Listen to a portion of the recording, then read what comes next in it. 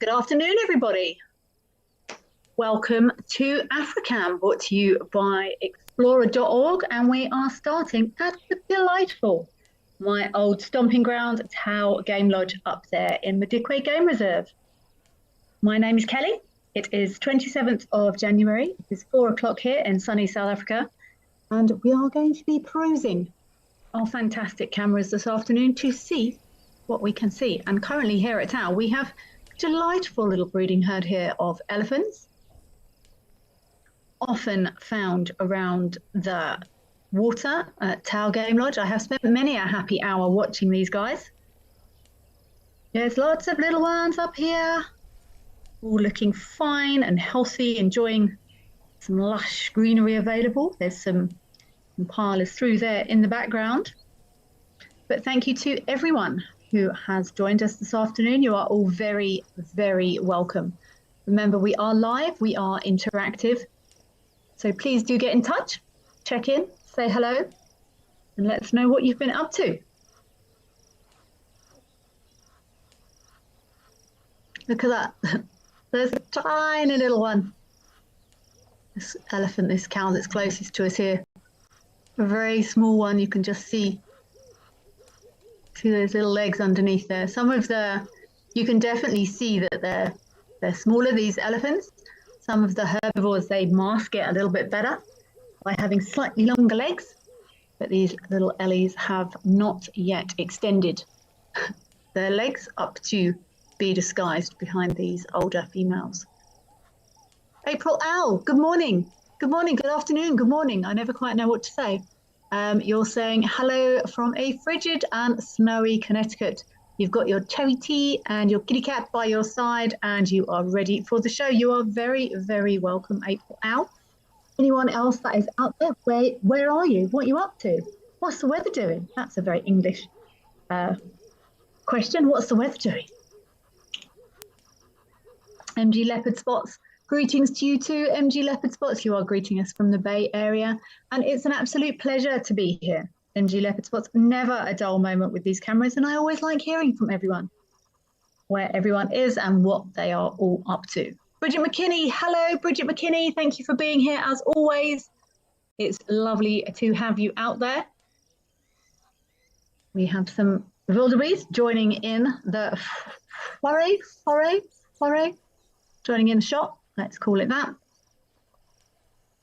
It's pumping here this afternoon at Tau. Oh, we've got some waterbuck joining in as well. Dean NC, good morning from Seattle. You are ready for the show with your coffee and your dog. Hello, Dean NC, and hello, Dog, whatever your dog's name may be. My favourites. And Zygote, namaste to you too, Kelly. Sorry, I'm reading your message. Namaste to me and namaste back to you, Zygote. Oh, there's some small wildebeest here today as well. It's a hive of activity. Oh, a little bit of pushing and shoving going on there. I'm sure lots of people out there have been following the horrendous floods around this area where I am based. The rain has stopped. It looks like we've got a fairly stable week, of one of the stablest weeks of weather I've seen for a while. It's basically some sun, some cloud, ranging between about 29 and 32 for the, well, at least the week that my phone is showing on my weather forecast, giving everything a chance to dry out, and the cleanup is very much underway. Wow, there's a lot going on here. Lovely big waterbuck I can see there, nice big male. Elephants are making their way around to the opposite side. So the way they're going, that's actually, I only know this because I've spent so much time there. They're moving their way, we would call that around to the western side of the waterhole. The way we are looking now is pretty much south. And if they are walking left across our screen, they're moving around to the eastern side. But I only know that because I've been there so much. I'm sure some people would know that from watching sunrises or sunsets here.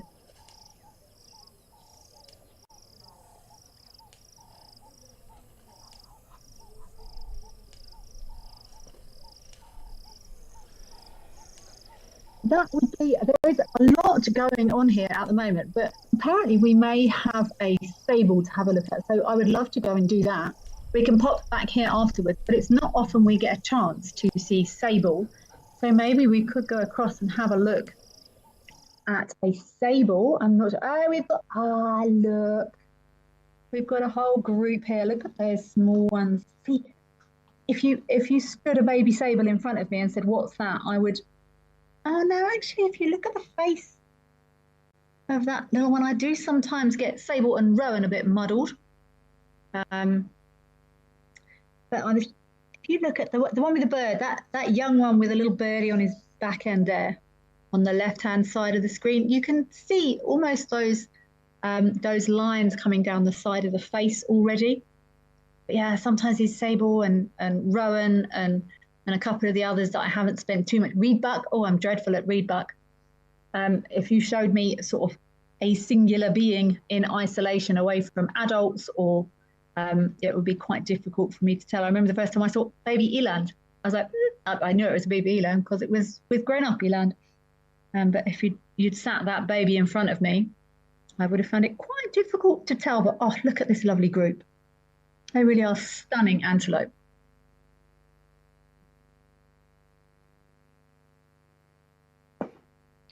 Jean Gale, welcome. Good morning. Good morning to you too. I'm glad you are joining us with some coffee, an essential start for everyone's mornings.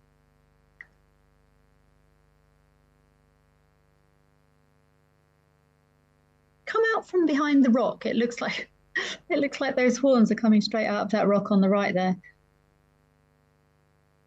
I would like to apologise in advance if anyone hears me sort of shifting around or moving around. The tick load here in this area is like nothing I have ever experienced before in my life. We are all struggling. If you open the door or the window, it feels like you get coated in ticks at the moment. And I am somewhat battling with tick bites at the moment. So if you hear me shifting around or scratching, I apologise in advance. Mindy, yes, these sable really are quite exquisite. It's very, lots of people's favourite antelope. But I guess horses for courses if you would like. But yeah, they're very regal. It's difficult to beat a big sable bull stood proudly at sunset. DNC, you're doing pickle. Heart fashioned. Hello, Pickle. There is a theory that younger dogs, well, it depends on there's lots of studies as to whether or not dogs can hear sound through phones and devices. So I'm not going to say his name too loud, just in case you can, do you know anything? This little one's having a drink. Look at those horns already erupting from that young sable. It looks like he's got very thick white eyeliner on. Bridget McKinney, you are asking, do elephants suffer from interbreeding?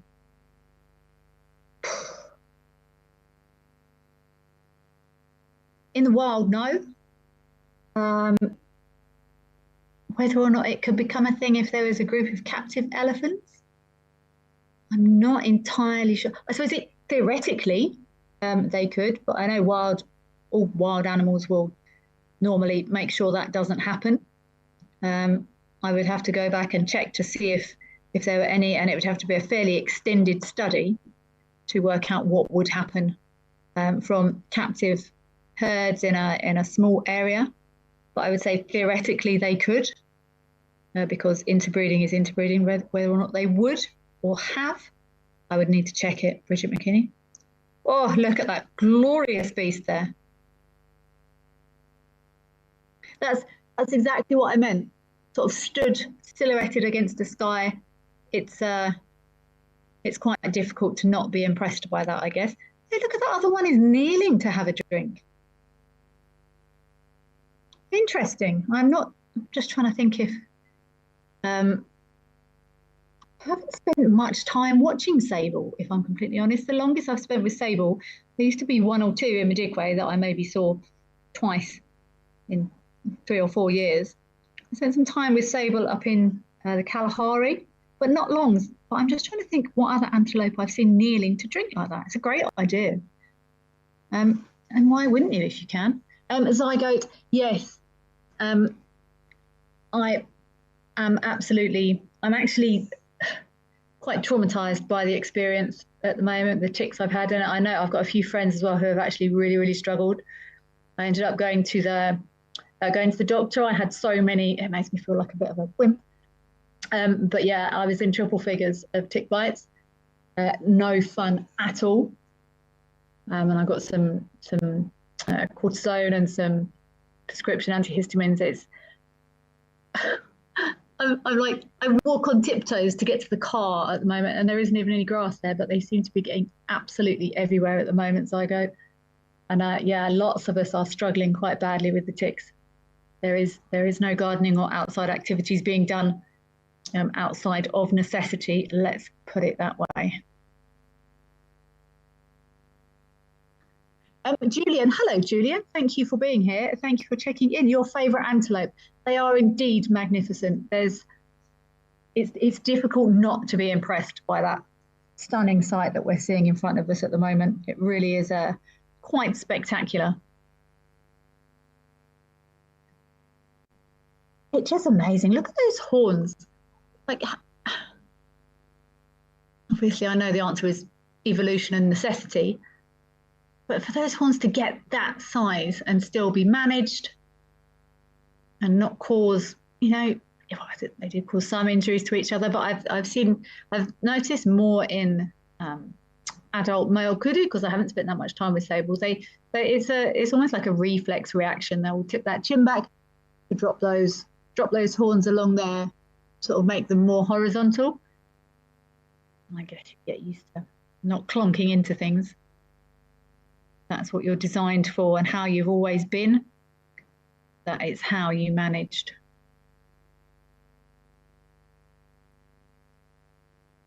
Bridget McKinney, you're saying like being on closed reserves for elephant interbreeding. Yes, but I think I'm thinking I haven't worked in any like small enclosed areas ever.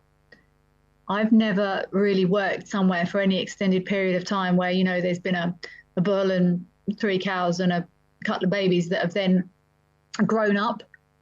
Because remember, those youngsters, it would take, well, females technically reach sexual maturity about 8 or 10, and bulls older.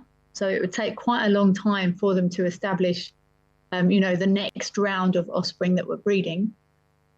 I'm not too sure. I've never seen it. I know I have never heard of it being a concern in Madikwe, but Madikwe is big. I think it might become slightly more problematic if you had an area, you know, like I said, of 1 bull and 2 cows and 2 calves, and nothing changed. That could become problematic. Mindy, if I've never seen that before in a sable either, but like I said, I haven't watched them much. But I've never seen, like, kudu are quite big. I don't recall ever seeing a kudu-nilled drink. Or zebra or any other of the larger herbivores. The only kneeling animal that springs to mind easily is a warthog.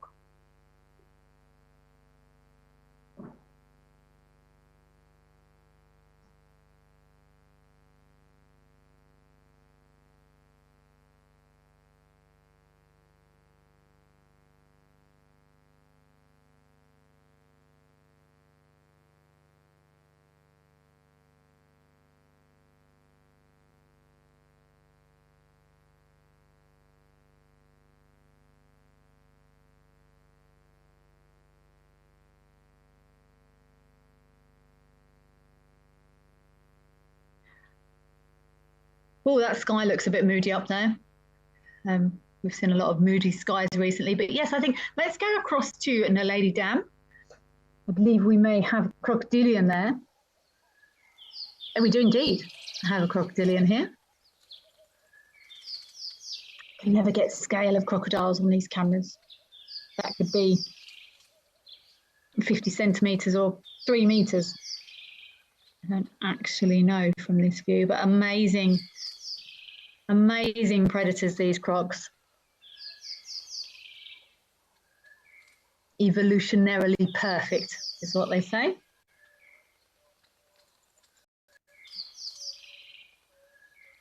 I think from previous angles, I don't think this is an enormous crocodile, but it can even be quite hard, I found, if you see them.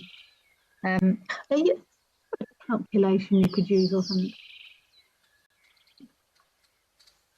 The tail was X amount repeated distance of the head. So if you measure the head times it by a number, that would give you the length of that croc. But I can't actually remember what the formula is. But there have been some crocodiles turning up in relatively unusual places. We are all being careful, shall we say. There's been lots of fences damaged, lots of flooding, lots of overflows, and it's turning up some animals in some really rather strange places. So anyone that's sensible, shall we say, is certainly being a little bit more cautious of their surroundings after the recent intense floods. Especially these crocodiles. There's been some strange sightings of hippos in odd places as well.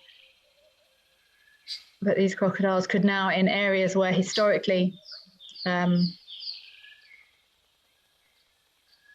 crocodiles are not normally found, they could be there now. These ancient predators doing a fabulous job of doing what they do best, to be honest. Oh, look. That is very cool. That's a melanistic springbok. These springbok do not kneel. I've never seen an impala or anything else kneel to drink. How unusual. I'm not sure I've ever seen a melanistic springbok before. It's not common, but it's not unheard of by any stretch of the imagination. I think there probably are more melanistic animals and birds out there than it's a young one as well. That's very cute. Melanism, it's basically they've got more melanin, so more melanin makes them darker. But I also believe that there's probably more birds or animals occur with either melanism or leucism, which is the white version basically. So they have less, which makes their coat or fur or feathers or whatever it is white. It's different from albinism. But there's a reason these animals are coloured how they are coloured. Again, evolution dictates that if you're a good colour and you live, then you're more likely to produce offspring that are also of that coloration. So the white lions that are so well known, they're around. It's a highly recessive gene. But there could well be many other animals with either melanism or leucism that are born that we just never know about, because sadly they don't survive. As a predator, you are maybe not able to sneak up so easily in your range. Your camouflage is bust. Genlat 38, beautiful, very, very cute.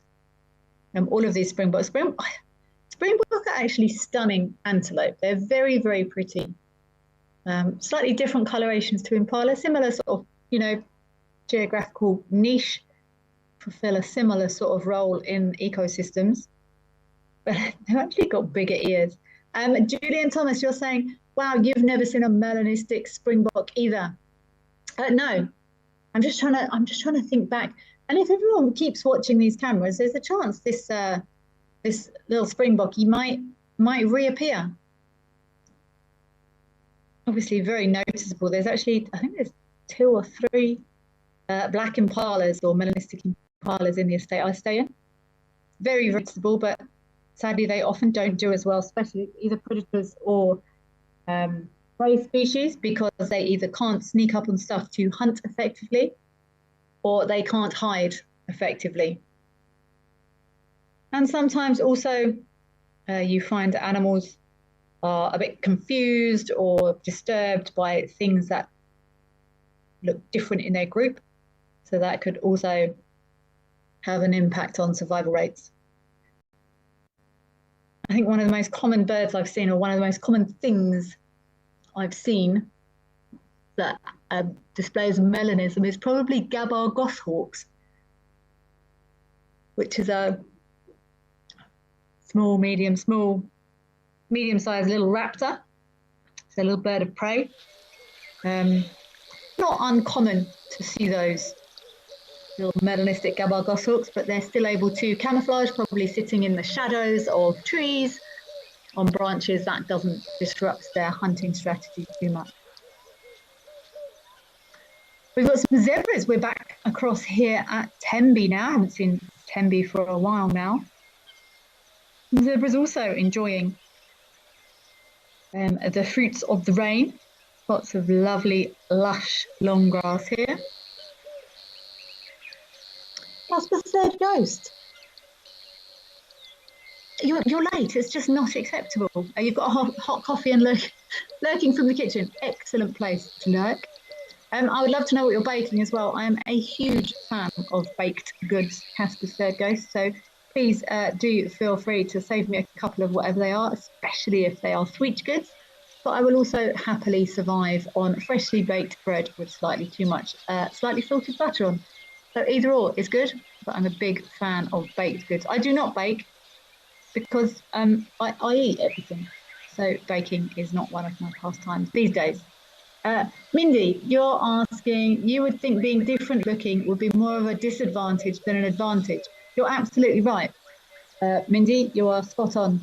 In the animal kingdom, it normally is. Even when you said that, my brain went to... another bite. Oh my goodness, these bites are driving me crazy. My brain went to what looks exceptional in the animal kingdom, and I was thinking of birds, and I thought, I wonder if, you know, there was a strange mutation on some showy bird that was triply showy.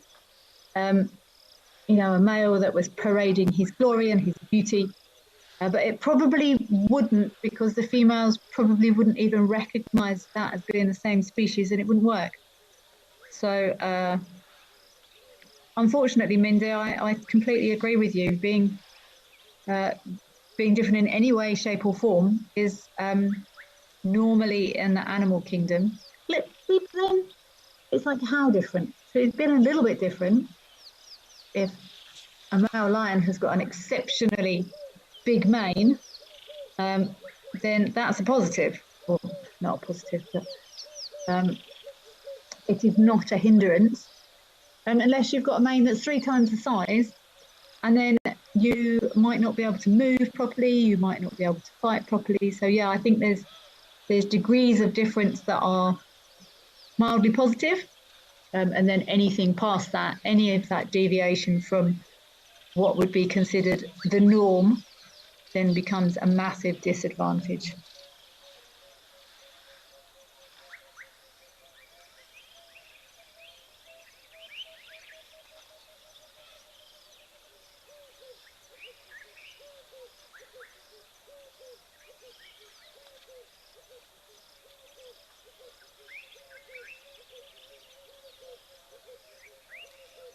I think, yes, let's have a look back across at Tal there. It was absolutely pumping across at Tal Game Lodge. Let's see who we have still. Look, they're right in there. This water, to help with your imagination of this scene, it can get a bit stinky, this water. especially if it's been still for a while, those elephants get right in there and kick it all up, and it's sort of a little bit stagnant and unpleasant, to be honest.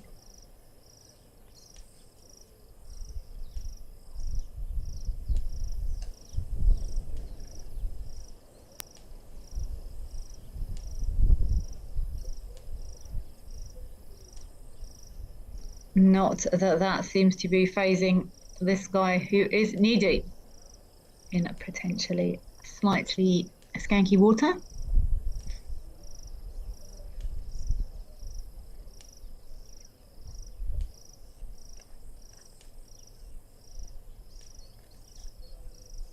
Look how this branch at the top is starting to dangle over. Everything is springing into life here at the moment. Trees and grasses and plants, and everything is going absolutely wild. Someone may need to come and give this branch a helping hand soon to not block the camera. Oh, look at that tiny, tiny zebra.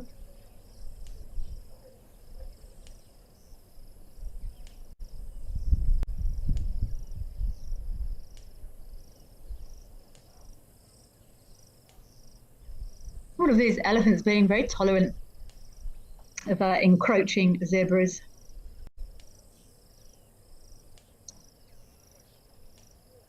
No one's getting chased or ushered away today, but let's see when these new ones come in. Let's see if they're going to not so gently suggest that the zebra go elsewhere.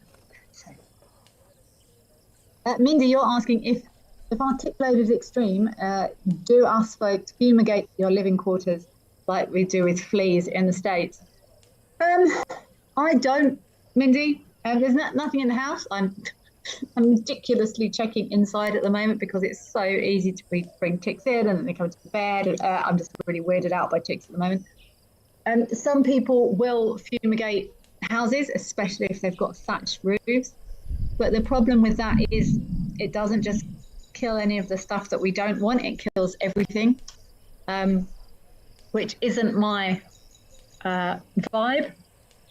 I just want to hide inside to keep all the doors and windows closed. But I know some people do. It's personal preference. If you agree with it or you disagree with it. I think I might have because we also get lots and lots of scorpions and things like that around this area. Also that you don't want in the house. I'm actually just drafting some information about managing pets with snakes and scorpions in the same sort of living areas. And I don't want a scorpion in my house, but I also don't want to kill it. Would I feel differently if I had children or pets? Possibly. But I don't, so I don't know. But personally, Mindy, I don't. So other people do, is the short version of that. MG Leopard Spots, you're saying Tower hasn't had much rain. You're worried about this watering hole. It's not super full, but you just never know when rain is going to arrive. I can't remember if it was last year or the year before. Might have even been last year. Medikwe did have fairly epic floods as well. And we're still very much in the rainy season. So there's lots of time for the rain to spread right the way across Africa, north. So hopefully everyone will get their share of some good rains. But yeah, this waterhole can get a little bit stinky.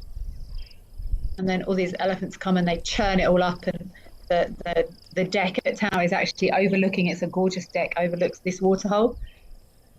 And I have known people to sort of say, this is really cool, but that water's a little bit stinky. Could we move the table back just a tiny bit? But it's quite unusual that happens. It depends on the time of year and the rainfall. But what an unusual thing to be. That elephants kicking up the mud is making it a little bit smelly. Look at those youngsters at the back there. A little bit of pushing and shoving going on.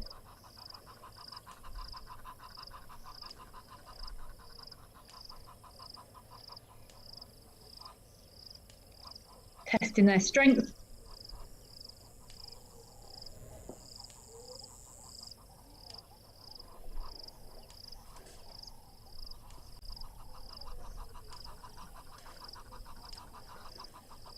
It sounds like a goose that's having a little chat there in the background.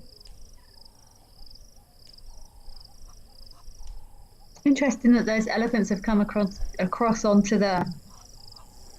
this side, the camera side, to have a bit of a splash around there. Must be good mud going on here as well.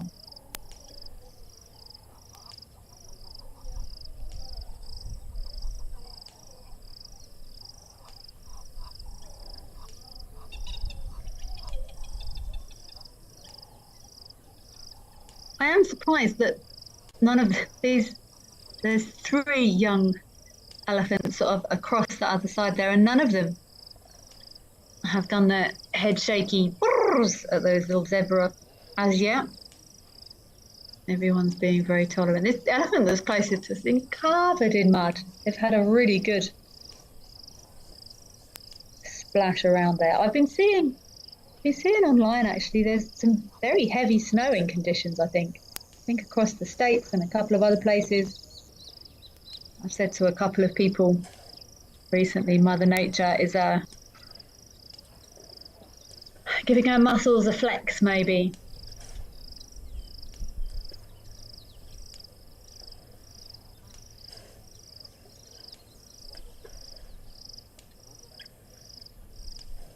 I think that would be lovely to go and have a look at some hippos up at Twin Pan, up there in Botswana. We're getting all sorts on the cameras this afternoon. There's lots of activity in lots of places.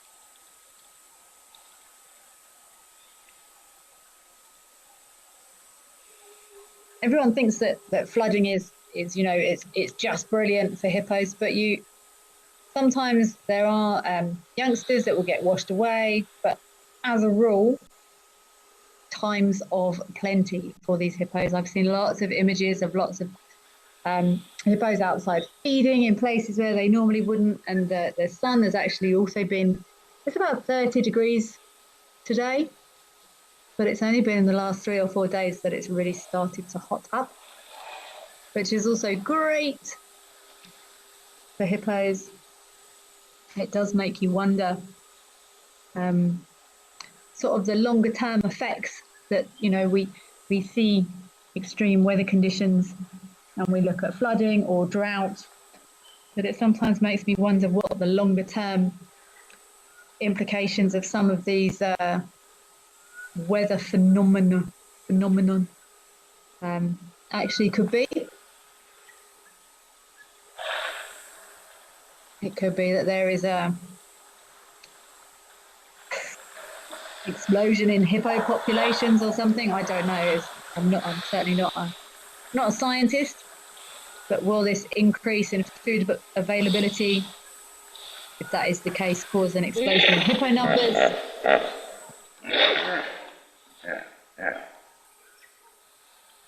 Maybe this hippo agrees.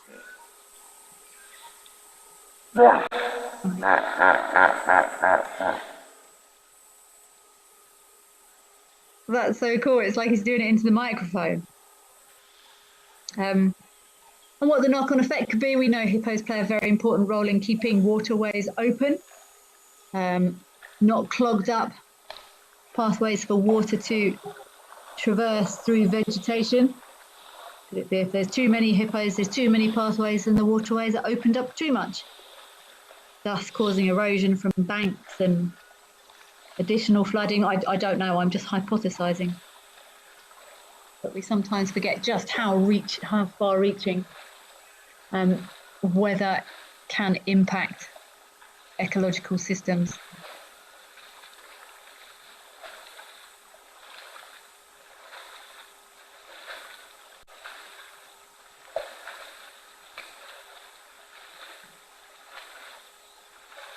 Could it be that we know big male hippos, they normally pick a pond, stay there, that's where their family is, but is there going to be lots of big ponds now and lots of hippos who may not? Oh, wow. It's a nice big yawn.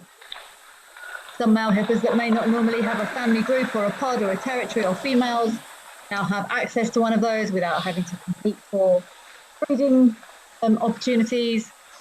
So instead of an area having, you know, 2 dominant males in 2 separate ponds in 2 separate areas with, you know, 4 females each, could it end up that there's even more bulls in that area with 6 family groups? I don't know. It's only when you really stop to think about these things that you can realise just how impactful weather is.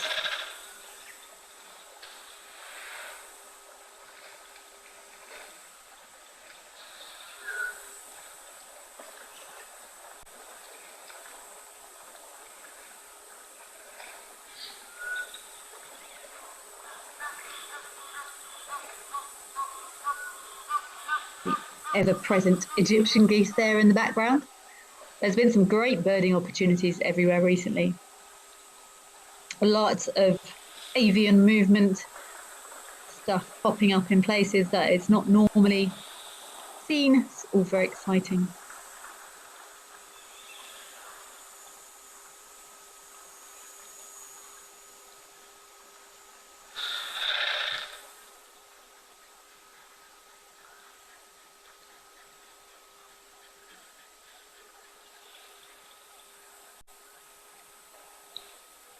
Happy as a hippo in a hollow maybe could become a new turn of phrase.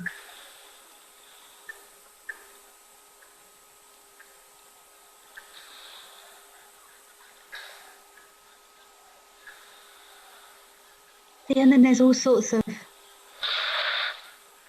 then I started thinking about if there is more water available for these hippos. We know that of an evening, sometimes it's for various reasons, but territorial bulls will sometimes vocalize. I wonder if there's a direct correlation between rainfall and hippo vocalizations. I don't,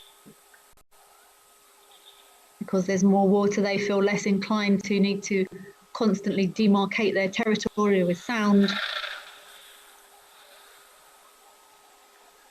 Fascinating stuff.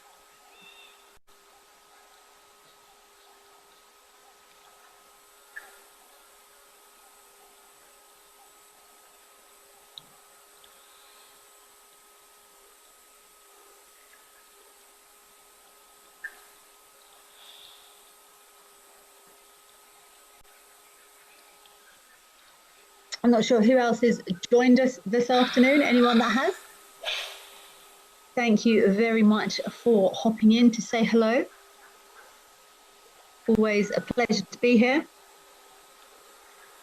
I really enjoyed some of the views we had from some of the cameras in the last couple of weeks for comparisons. There is an amazing book called, is it Reflections? Reflection? I can't remember what it's called. By a friend of mine called Chad Cocking, and he's taken pictures of the same area for long periods of time, and it's not until you see side-by-side images like we did on those cameras during those floods just how dramatically landscapes can change. Cara, you saying black cuckoo calling? I think you're probably right. It's not super obvious. I'm going to lean back a bit, and normally black cuckoos go as I think so. It's normally 3 notes, and the way I learned that one is the black cuckoo. Black cuckoo is saying, "I'm so sad." But yeah, I think they're probably just picking up that last note of that call, Cara. That's excellent birding. Birding by camera. Bridget, you're asking, will rival male hippos kill youngsters? I think so. Hippos are brutal animals. I'm sure I've seen clips of hippos killing youngsters, and I can't imagine a female would do it, and I can't imagine a bull would do it to his own offspring. So hippos, yes, I think they would. Whether or not it always happens, I'm not sure.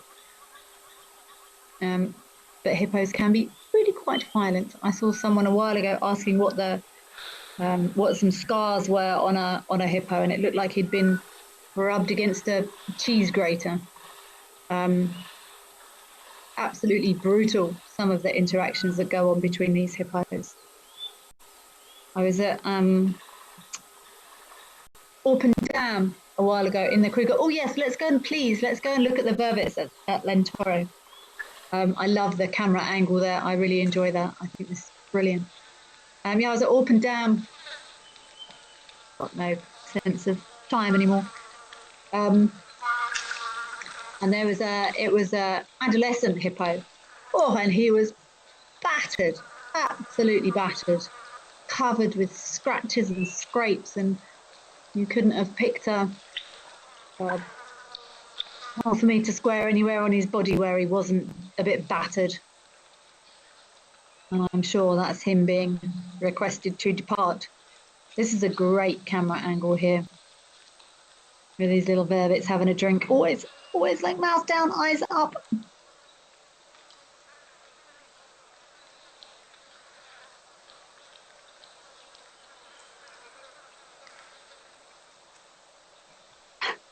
This I'm assuming it's a female with a youngster. It's like did he get his little head wet when she was drinking? I didn't notice. Maybe not quite. Oh yeah, a little bit, got dunked in the water. oh no, is that one also getting a bit of a dunk? I suppose it would be a really bad design in nature if these females, if that carrying position did indeed mean that those females were submerged.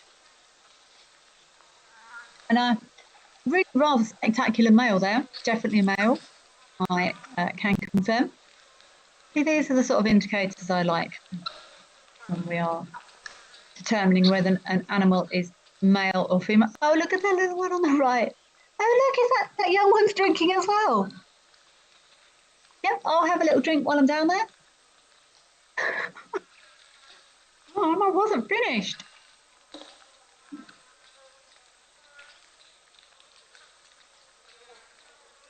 That's so cool. That small one was taking an opportunity to also just twist its head round and have a little slurp while she was down there. I wasn't finished. Yes, you were. Really? Was that necessary? There's a whole edge of water right there. But instead, that big male just gave the other one a little shove out the way. I'll be drinking there. Thanks very much. That, I think, that bird calling, I think, is an African goshawk. I'm sure that's an African goshawk because I remember a long time ago I was in Thorny Bush and there was a bird making that noise repeatedly for days. And I'm sure it was an African goshawk. There's definitely moments you remember here. Moments that really stick in your memory. I can remember many, many, many sightings on many of the properties I've guided on. But if you ask me what I was doing last Tuesday, I will have absolutely no idea, but I can still drive past trees in Madikwe of sightings I had 10 years ago. It's amazing the things that stick in your memory.